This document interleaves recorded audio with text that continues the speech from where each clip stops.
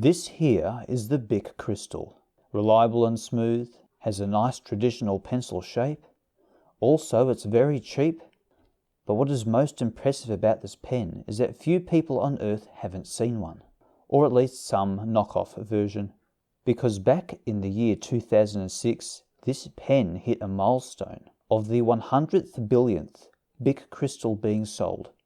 Yes, I did say billion. They started making these in the year 1950, and apparently they became the best-selling pen ever made.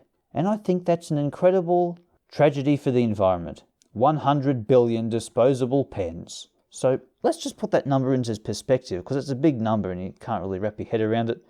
So I measured the length of this pen at 149 millimeters. So 100 billion times the length of this pen is 14.9 million kilometers, or 9.258 million miles if you into miles. I don't know. Anyway. So I'd punched some numbers into Wolfram Alpha to get some interesting figures. And 14.9 million kilometers divided by the circumference of the Earth is 371.8 times.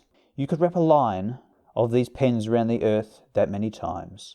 You could also get all the Bic crystals ever made and make a line to the surface of the Moon 37 times. According to Wolfram Alpha, 100 billion is also about a third of the number of stars in our galaxy. But what if we made a giant pen, a giant Bic crystal, out of every Bic crystal ever made? How tall would that be? Well, after some calculations involving some estimations of volume and square rooting, 100 billion, other mumbo jumbo, I got an answer of about 673 meters high. Also, it would be about 32.5 meters in diameter, I think. I never aspired to be a great mathematician, to be honest. So that's a lot of disposable pens, and it seems to me the design of the ballpoint pen was made to be disposable. Even the so-called refillable ones that can be commonly purchased just have replaceable cartridges that have the actual ballpoint pen part included. And I think if writing with the cartridge refill gives you the same result as putting it in the actual pen, then it's not refillable. You've just bought another disposable pen and put it in a fancy case that you can hold. So I've never seen a truly refillable ballpoint pen. Until now, that is. Because the Chinese have attempted to redeem the ballpoint into a reusable, long-lasting product. Unless it's a cheap knockoff of some other pen I wasn't aware of. It might end up being disposable trash that can be refilled. I don't know. So let's find out what a few dollars off Aliexpress gets us. It actually feels like surprisingly good quality. It comes in this transparent Lamy Safari kind of body. And hilariously, there's even a little window here to show how much ink is in the pen, even though the whole thing is transparent. And even if it wasn't transparent, I don't think the window actually lines up properly with where the ink cartridge is meant to be. Oh dear. Comes with this very nice piston converter as well. A little shaker in there.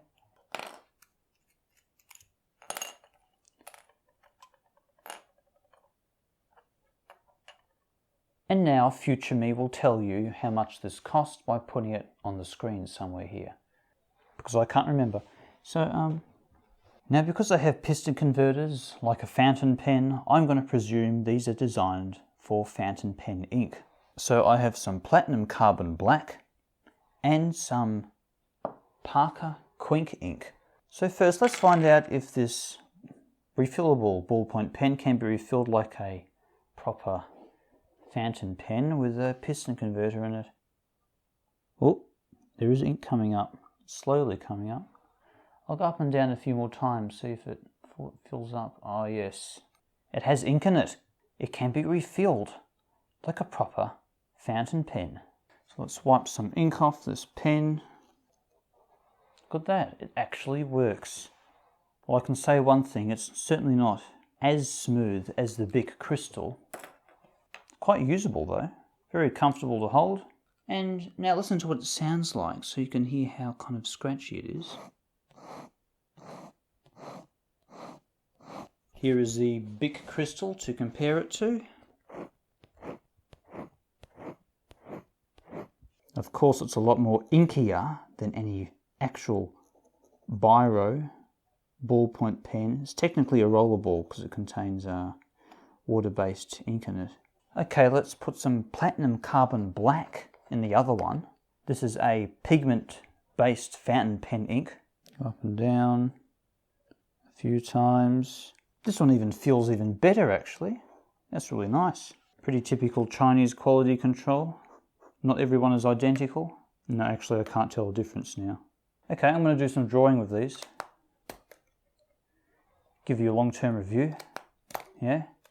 Okay, so now welcome to the long-term review part of this review, where I tell you how much of a good pen this pen is. It's a good pen, yes, it's very good. Often when I review things, I seem to focus on the negative things about the pen that removes it from perfection, and this pen, especially when you consider how cheap it is, has given me very few things to say about it. But I think of them anyway. So there are a few things that show that it's a cheaply made pen, mostly that ink window that doesn't line up when you assemble it. That's a little annoying to look at, but it doesn't distract from its function of being a pen that works, that costs like $2.50. In fact, I like this pen enough that it actually annoys me. I mean, I've spent a little bit of money on various different pens, and I've found many that I really like. Many of them are disposable, but here is a pen that isn't disposable. It costs less, sometimes more than half than some of the other disposable pens I've bought. It's kind of frustrating. It just gives me the impression that I've wasted a lot of money. Anyway, let me tell you what it's like to use a refillable ballpoint pen that you put fountain pen ink into. It is absolutely nothing like the Bic Crystal. In fact, I have no idea why I started comparing it to that pen in the first place. You see, the ink in the Bic Crystal, it's a very thick, oily ink. So the ball in the end of that pen, it does take a little bit of pressure to get going, which people often use to their advantage to do light shading by using hardly any pressure at all.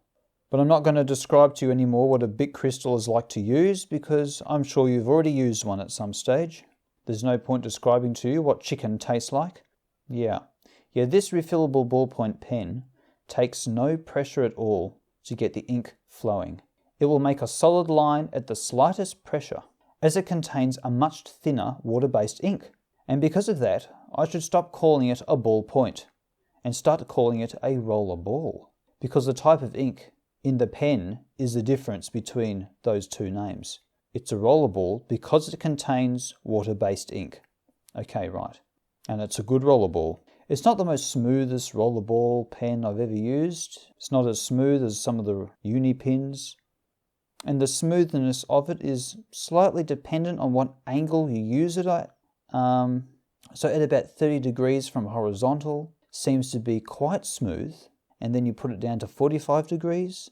And it develops a bit of friction because you're rubbing the paper on the metal part that holds the ball.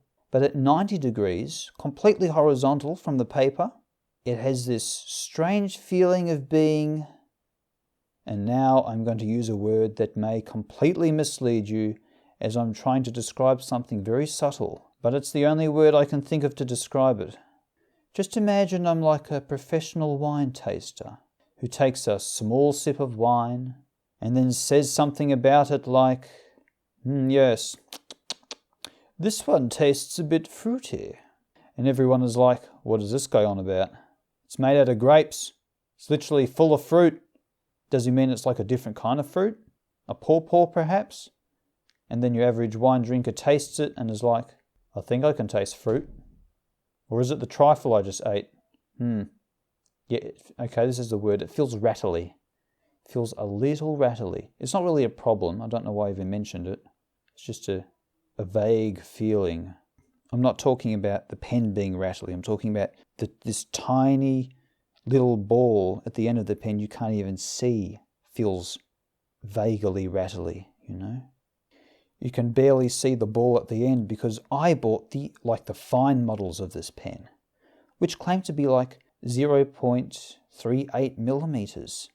And surprisingly they are, if you use them at a normal, comfortable writing angle. And also the minimum pressure they need for the ink to flow.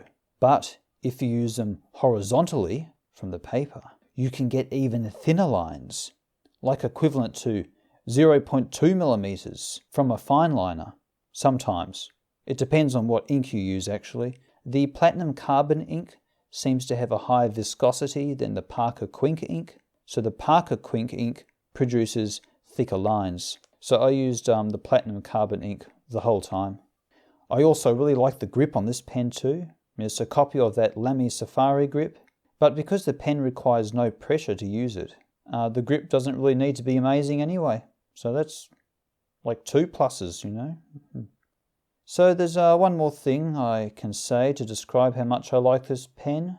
I've already refilled it while doing this review of it, which is highly unusual. Normally I'll just fill it once, try it out for a bit, go, nice pen, and then put it in the drawer and forget about it.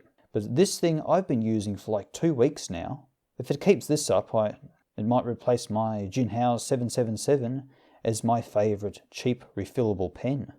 And because this pen is refillable, it's probably good to compare it to a fountain pen as well. It does have an advantage over a fountain pen.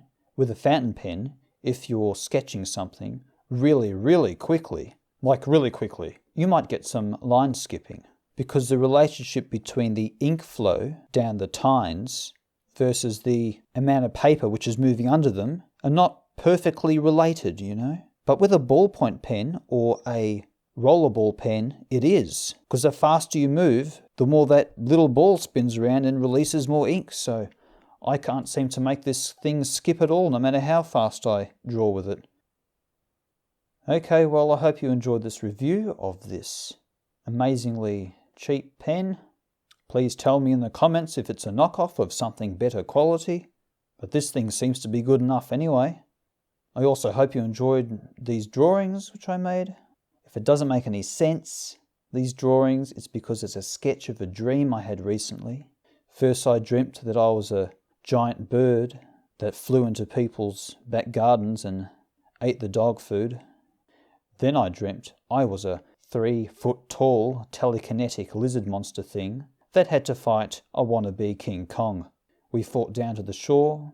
Then I was exhausted from the battle, so I pulled apart a ship that had a nuclear reactor in it, took out the radioactive core, and drained the energy out of it. Is that what happened in that Godzilla vs. King Kong movie? I haven't seen it. I could watch it.